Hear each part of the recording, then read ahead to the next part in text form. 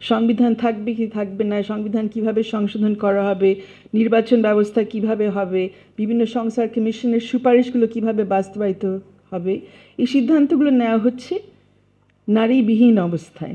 কোনো ধরনের বৈষম্যহীন অবস্থার মধ্যে কিন্তু সিদ্ধান্তগুলো হচ্ছে না। একদল যথেষ্ট অধিকাংশই খুব সিনিয়র পুরুষ মুসলমান বাঙালি এই সিদ্ধান্তগুলো আমাদের জন্য নিচ্ছেন।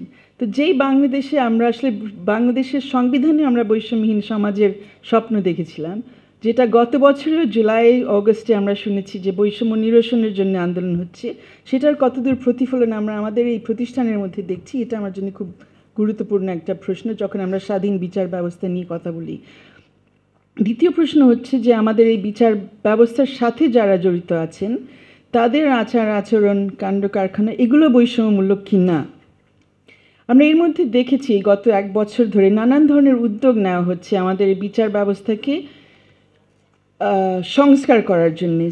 প্রধান বিচারপতির রোডম্যাপ আছে, জুডিশিয়াল সংস্কার কমিশনের রিপোর্ট আছে, আরও অনেক ধরনের সংস্কারের প্রতিবেদন এসছে যেখানে বিচার ব্যবস্থার বিষয়গুলো সেখানেও চলে এসছে। নতুন অনেকগুলো আইন এর মধ্যে হয়েছে, অধ্যাদেশ জারি করা হয়েছে।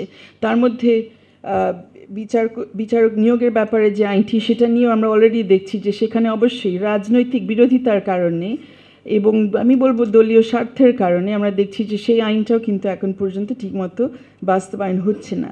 অন্যান্য যে আইনগুলো হয়েছে বিচার ব্যবস্থা যাতে স্বাধীনভাবে চলতে পারে, যাতে ন্যায় বিচার নিশ্চিত করতে পারে, যাতে মৌলিক অধিকার সংরক্ষণ করতে পারে, যেমন কিছুদিন আগে দেখেছেন ফৌজদারি আমাদের ক্রিমিনাল প্রসিডিওর কোডের যে সংশোধনটা হয়েছে, সেটা সংশোধন কাগজে কলমে ঠিকই হয়েছে, কিন্তু ওটার আগের দিন ওই আইন অধ্যাদেশ জারির আগের দিন পরের দিনে কিন্তু যে ব্যবস্থাগুলো দেখছেন ম্যাজিস্ট্রেট আদালতে, সেটাতে কিন্তু মনে হচ্ছে না যে কোনো সংশোধন তারা দেখেছেন বা তারা বুঝতে পেরেছেন।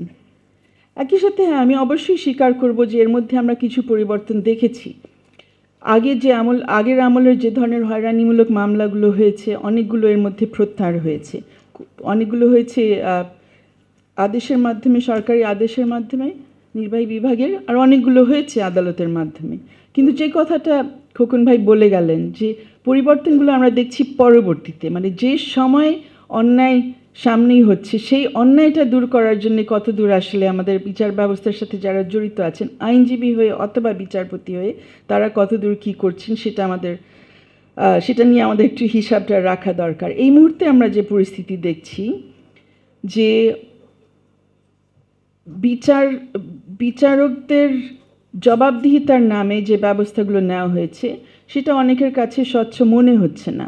অনেকে সেই পরিস্থিতির মধ্যে পড়ে গেছেন যে তারা বসতে পারছেন না আদালতে, অথচ এক্স্যাক্টলি কী অভিযোগ আছে, এটা কী প্রক্রিয়ার মাধ্যমে নিষ্পত্তি হবে, তারা ফিরে আসতে পারবেন কি না, তারা কি অন্যায় করেছিলেন সেটা আমরা কিন্তু জানতে পারছি না। সো প্রক্রিয়া ক্লিয়ারলি খুব একটা স্বচ্ছ না, যেহেতু ইভেন এখানে আমরা যারা প্র্যাকটিস করি আমরাও বুঝতে পারছি না কেন কোনো জাজ এই মুহূর্তে আমাদের সামনে নেই, যাদেরকে আমরা জানি তারা ভালো রায় দিতেন, ভালো আদেশ দিতেন, মোটামুটি কার্যকরী একটি কোর্টরুম তারা পরিচালনা করতেন। অন্যদিকে আমরা দেখছি বেশ কয়েকজন আছেন যাদের সম্পর্কে অন্যান্য ধরনের বক্তব্য ছিল এবং অভিজ্ঞতা আমাদের অনেকের ছিল, যারা এক পেশে রায় দিয়েছেন, পারভার্স জাজমেন্ট দিয়েছেন বলা যেতে পারে, অন্যায় করেছেন, অবিচার করেছেন, কিন্তু বহাল তবিয়তে আছেন।